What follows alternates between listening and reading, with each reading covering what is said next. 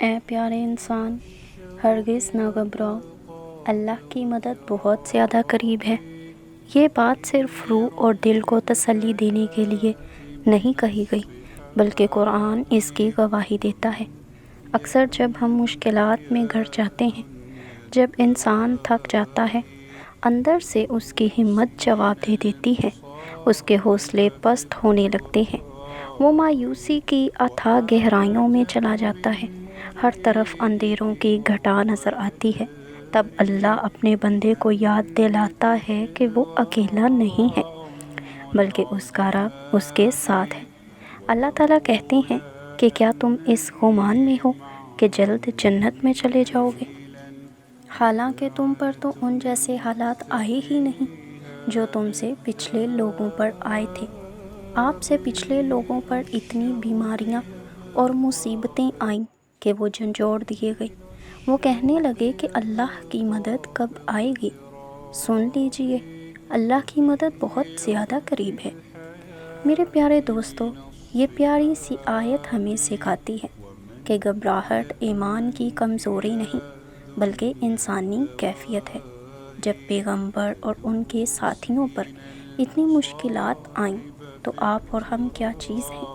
جب ہمارے پیغمبر نے کبھی امید کا دامن نہیں چھوڑا، یقین کے ساتھ اللہ سے مدد مانگتے رہے، تو ہمیں بھی پوری کوشش کرنی چاہیے کہ اللہ سے پورے یقین اور امید کے ساتھ دعائیں مانگیں، اللہ سے مدد کی فریاد کریں، اور پھر جو دعا خلوص اور سچے دل سے مانگی جائے وہ کبھی رائگاں نہیں جاتی۔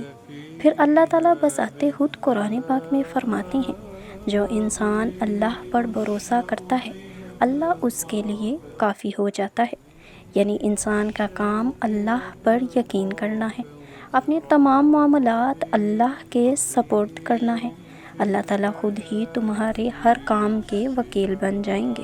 جب دل بوجھل ہو، آنکھیں نم ہوں اور امید ٹوٹتی محسوس ہو، تب یاد رکھو کہ اللہ تمہاری کیفیت سے غافل بالکل نہیں، اور اللہ کا وعدہ کبھی غلط نہیں ہوتا۔ اور یہاں ایک بات یاد رکھو کہ عنقریب اللہ تمہارے لیے آسانی کرنے والے ہیں، بس تھوڑا سا اور صبر سے کام لے لو۔ بے شک اللہ رب العزت صبر کرنے والوں کا اجر ضائع نہیں ہونے دیتے۔ اللہ تعالیٰ قرآن پاک میں فرماتے ہیں کہ بے شک مشکل کے ساتھ آسانی ہے، ان مع العسر یسرا۔ اس لیے اگر آج آپ کا دل بے چین ہے تو خود کو یہ یاد دلاتے رہیے کہ یہ مرحلہ بھی گزر جائے گا۔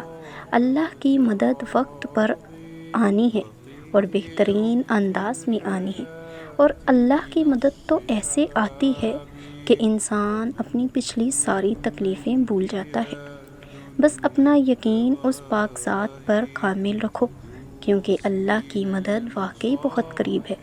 وہ تو تمہاری خاموش التجاؤں اور دعاؤں کو بھی سن لیتا ہے، اور تم یہ کیوں کر سوچتے ہو کہ جب تم اسے تنہائی میں بیٹھ کے، جائے نماز پہ بیٹھ کے پکارو گے تو وہ تمہاری پکار کو اگنور کر دے گا، اور تمہارے بہتے ہوئے آنسوؤں کی بھی اللہ قدر کرتا ہے۔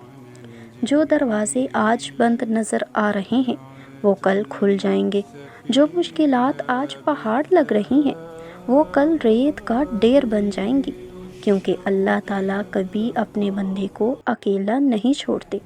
تھوڑا سا اور صبر کیجئے اور دیکھیں کہ معجزات کیسے ہوتے ہیں۔ ہمارے سے پہلے لوگوں پر، انبیاء کرام پر بھی بہت سی مشکلات آئیں، انہوں نے بہت کٹھن راستے طے کیے، لیکن انہوں نے صبر کا دامن نہیں چھوڑا اور اللہ سے مدد مانگتے رہے۔ حضرت موسیٰ علیہ السلام فرعون سے بھاگ کے جب نکلے تو ان کو یہ نہیں پتا تھا کہ آگے سمندر ہے وہ ڈبو دے گا، نہیں، ان کا صرف یقین اس پاک ذات پہ تھا، اور جب یقین اس اللہ پہ ہو، اس پیدا کرنے والی ذات پہ ہو، دنیا بنانے والی ذات پہ یقین اس قدر ہو، تو پھر یہ چیزیں بالکل بھی امپیکٹ نہیں کرتی کہ آگ جلا دے گی، پانی ڈبو دے گا یا کنویں میں انسان مر جائے گا۔ نہیں، جب یقین اس پاک ذات پہ ہو تو پھر وہ اسباب بھی بہت ہی نرالے پیدا کرتا ہے۔ حضرت یوسف علیہ السلام جب کنویں میں تھے، اللہ کی مدد آئی، کنویں میں سے نکال دیے گئے، مصر کے بازاروں میں غلام بن کے گئے، ان کو خریدا گیا۔ اس کے بعد بھی ان کی آزمائش ختم نہیں ہوئی، ان کو زندان میں ڈال دیا گیا، قید میں ڈال دیا گیا، اور اتنے سال قید میں ڈالا گیا کہ قید میں ڈالنے کے بعد ان کو بلا دیا گیا، لیکن پھر بھی انہوں نے امید کا دامن نہیں چھوڑا، اللہ سے دعا کرنا نہیں چھوڑا۔ تو پھر میرے پیارے اللہ نے حضرت یوسف کو کتنا پیارا صبر کا اجر عطا کیا۔ جس مصر میں وہ غلام بن کے بک گئے تھے، اسی مصر کے اللہ نے ان کو بادشاہ بنا دیا۔ جو لوگ اللہ پر توکل کرتے ہیں اور تقوی کی راہ اختیار کرتے ہیں، اللہ تعالیٰ خود ان کے لیے راستے بنا دیتے ہیں اور ایسے اسباب پیدا فرماتے ہیں جو بندے کے وہم و گماں میں بھی نہیں ہوتے۔ بے شک اللہ رب العزت بہت مہربان اور رحم کرنے والے ہیں۔ جس چیز کی تمنا کرتے ہو اس کے لیے اللہ سے دعا کرتے رہو۔ ممکن اور ناممکن صرف انسانی دل کا تصور ہے، اللہ کے لیے تو کچھ بھی ناممکن نہیں۔ وہ تو یونس علیہ السلام کو مچھلی کے پیٹ میں سے نکالنے پر قادر ہے، تو کیا وہ تمہاری چھوٹی سی مشکل حل نہیں کرے گا؟ یونس علیہ السلام کو جب مچھلی نے نگل لیا تو چاروں سو اندھیرا ہی اندھیرا تھا۔ یونس علیہ السلام کے لیے کتنے اندھیرے تھے، ایک رات کا اندھیرا تھا، ایک سمندر کی گہرائیوں کا اندھیرا تھا، اور ایک مچھلی کے پیٹ کا اندھیرا تھا، لیکن پھر بھی انہوں نے اللہ کو پکارنا نہیں چھوڑا، بلکہ انہوں نے مچھلی کے پیٹ کے اندر دعا کی، لا الہ الا انت سبحانک انی کنت من الظالمین۔ انہوں نے اللہ سے کیا کہا کہ اللہ آپ تو پاک ذات ہیں، بے شک میں ہی ظالموں میں سے تھا۔ اللہ تعالیٰ نے ان کی دعا کو سنا، انہیں مچھلی کے پیٹ میں سے نکالا۔ انسان کو کبھی کبھی بلا وجہ غم مبتلا کر دیتا ہے۔ دعائیں نصیب سے نہیں بلکہ نصیب دعاؤں سے بدلتا ہے۔ اتنے یقین سے اللہ رب العزت سے مانگو کہ تمہاری دعاؤں کے بعد کہانی معجزوں کی لکھی جائے۔ دعا کا مسلسل تمہارے لبوں کی تسبیح بن جانا اللہ کی طرف سے تمہارے لیے قبولیت کا اشارہ ہے۔ تم بس مسلسل تسلسل کے ساتھ مانگتے رہو، اسے اپنے بندے کے اٹھے ہوئے ہاتھوں کی لاج رکھنا آتی ہے۔ مطمئن ہو جاؤ، اب تمہیں تمہارے صبر کا انعام ملنے والا ہے۔ تمہارے یہ آنسو خوشیوں میں بدلنے والے ہیں، اور آسمان سے تمہارے لیے فیکون کے معجزے اترنے والے ہیں۔ تمہیں امید ہے نا کہ اللہ تمہاری ساری دعائیں قبول کرے گا، تو یقین رکھو وہ تمہیں نا امید نہیں لوٹنے دے گا۔ دعاؤں سے تقدیر کے رخ موڑ دیے جاتے ہیں۔ جو دعائیں بہت اسپیشل اور پیاری ہوتی ہیں نا، انہیں مانگنے کا انداز بھی اسپیشل اور پیارا ہونا چاہیے۔ اتنا پیارا انداز اپناؤ کہ اللہ پہلی ہی دفعہ کن کہہ دیں۔ اور پتہ ہے اللہ کو اتنا پیارا انداز کس کا لگتا ہے؟ تہجد پڑھنے والوں کا۔ اگر تم کسی چیز کو پانے کے لیے شدت سے تڑپ رہے ہو، تمہیں چاہیے کہ تہجد میں اٹھ کر اس اللہ سے دعائیں مانگو۔ وہ کیوں کر تمہاری دعاؤں سے غافل ہوگا؟ مایوس تو وہ ہوتے ہیں جنہیں اللہ پر یقین نہیں ہوتا، مایوس تو وہ ہوتے ہیں جن کا ایمان کمزور ہوتا ہے۔ ہمیشہ اس بات کو ذہن میں رکھو کہ اللہ کی ذات تمہاری پریشانیوں اور مصیبتوں سے بہت بڑی ہے۔ جب تم اللہ سے دعا مانگتے ہو، بار بار ایک ہی دعا مانگتے ہو، اللہ سے سوال کرتے ہو، تو کیا اللہ دیکھ نہیں رہے ہوتے؟ بالکل وہ دیکھ رہے ہوتے ہیں۔ جب تم رو رو کے اللہ سے دعائیں مانگتے ہیں تو اللہ اپنے فرشتوں سے کہتے ہیں کہ دیکھو میرا بندہ کس طرح مجھ سے مانگ رہا ہے۔ اللہ کو بندے کا رونا اتنا پسند آتا ہے، اللہ کو اپنے اس بندے پہ پیار آتا ہے، اور اللہ تعالیٰ کہتے ہیں کہ اس کو تھوڑا سا اور رو لینے دو، اس کو تھوڑا سا اور صبر کر لینے دو، پھر اس کے صبر کے بعد اس کو بہت بڑا انعام ملے گا۔ اللہ تعالیٰ بہت ہی غیور ہیں، اللہ کی ذات بہت زیادہ غیرت والی ہے۔ اللہ تعالیٰ کہتے ہیں کہ جب کوئی بندہ مجھ سے آ کے مانگتا ہے، جب کوئی سوالی آ کے مجھ سے سوال کرتا ہے، میری چوکھٹ پہ آتا ہے، میرا دروازہ کھٹکھٹاتا ہے اور میرے سے دعائیں کرتا ہے، تو مجھے بہت حیا آتی ہے کہ میں اسے خالی ہاتھ لوٹا دوں۔ اللہ تعالیٰ قرآن پاک میں کہتے ہیں، تم جب بھی مجھے پکارو گے میں تمہاری دعاؤں کو سنوں گا بھی اور قبول بھی کروں گا۔ تو ہم کیوں کر اس پاک ذات سے غافل رہیں؟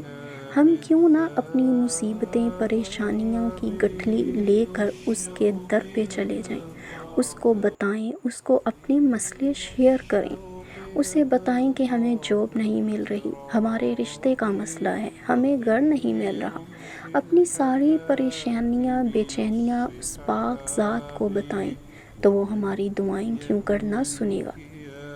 ہمیں چاہیے کہ ہم دعا کریں اور یقین سے کریں، اس کے ساتھ ہم صبر سے کام لیں اور استقامت پر رہیں۔ وہ ضرور بالضرور پریشانیوں اور بے چینیوں کو سکون کی راحت عطا کرے گا۔ جب ناممکن حالات کے باوجود تم دعا مانگنا نہیں چھوڑتے، جب تم کامل یقین کے ساتھ دعائیں کرتے رہتے ہو، تو اللہ تعالیٰ تمہارے لیے وسیلے بنا ہی دیتے ہیں۔ اللہ کو وہ انسان بہت عزیز ہوتا ہے جو کسی بندے سے نہیں بلکہ اللہ سے مانگتا ہے۔ جب تم اپنی بے بسی کا رونا مخلوق سے نہیں بلکہ اللہ سے کرتے ہو، اللہ سے پورے یقین اور وثوق سے مانگتے ہو، تو وہ تمہارے بے قرار اور تڑپتے دل کو راحت کی اتھاہ گہرائیوں سے لطف اندوز کر دیتا ہے۔ اللہ سے مانگو، کیونکہ وہ اپنے بندے کے بارہا سوال کرنے سے بھی نہیں اکتاتا، بلکہ وہ اس بندے کو پسند کرتا ہے جو بار بار اس کے در کا سوالی بن کر جاتا ہے۔ صبر کرو اس وقت تک جب کہ اللہ کا فیصلہ نہ آ جائے، اور اللہ کا فیصلہ ہمیشہ بہتر سے بہترین ہوتا ہے۔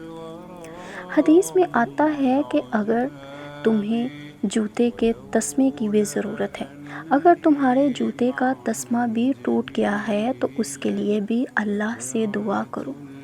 اللہ کو اس بندے پہ غصہ نہیں آتا جو اس سے بار بار سوال کرتا ہے، اللہ کو بلکہ اس انسان پہ غصہ آتا ہے جو اللہ سے نہیں مانگتا، جو دعائیں اللہ سے نہیں کرتا۔ اللہ تعالیٰ کو اس بندے پہ بہت غصہ آتا ہے۔ اللہ تعالیٰ کہتے ہیں تم مجھ سے مانگو میں تمہیں عطا کروں گا، تو پھر ہم کیوں کر نہ اس سے مانگیں۔ اللہ تو 70 ماؤں سے زیادہ اپنے بندے سے محبت کرتے ہیں۔ جب ایک بچے کو کسی چیز کی ضرورت ہوتی ہے تو وہ اپنی امی سے کہتا ہے امی مجھے یہ چیز دلا دیں۔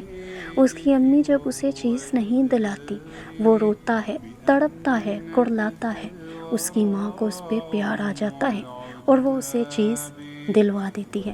اسی طرح ہمیں چاہیے کہ ہم اللہ کے ہاں جائیں نماز پہ بیٹھیں، روئیں، تڑپیں، اللہ کو پکاریں، رو رو کے پکاریں، تڑپ تڑپ کے پکاریں۔ وہ ہماری پکار کیوں کر نہیں سنیں گے؟ وہ ہماری پکار سنیں گے، وہ ہماری دعاؤں کو قبول کریں گے اور ہمیں بہترین اجر عطا کریں گے۔ اللہ رب العزت کبھی بھی آپ کو تنہا نہیں چھوڑتے۔ بس تھوڑی سی ہمت اور کر لیجئے اور تھوڑا سا صبر اور کر لیجئے، بہت قریب آپ کی دعائیں قبول ہو جائیں گی۔ آپ کی دعائیں قبولیت میں حقیقت کا روپ دھار کے آپ کے سامنے ہوں گی۔ سجدے میں جا کر اللہ کے آگے اپنے دل کا ہر بوجھ ہلکا کر لیجئے، یقین جانیے آپ کی روح، آپ کا جسم، آپ کا دل سکون میں آ جائے گا۔ اور جب اپنے غموں کا ہمراز اللہ کو بنا لیا جائے، جب اپنے غموں کا وکیل اللہ کو بنا لیا جائے، تو وہ پھر بہترین ہے، کارساز ہے، بہتر فیصلے کرنے والا ہے، وہ کبھی بھی آپ کو تنہا نہیں چھوڑے گا۔